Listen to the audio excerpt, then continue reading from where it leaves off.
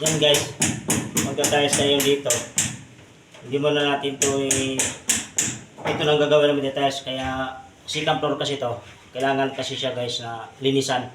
Kaya ang gamit namin brush para simot talaga yung alikabok. No. Tapos yung gamit namin pang waterproofing guys. Flexiban yan guys. Yung gamit namin. Flexiban.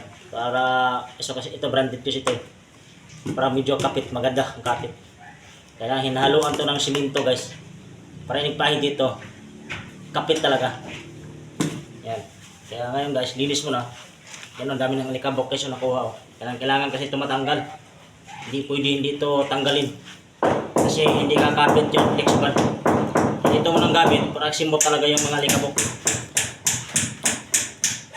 Kasi mamaya papahiran na namin to ng mga 2 patong.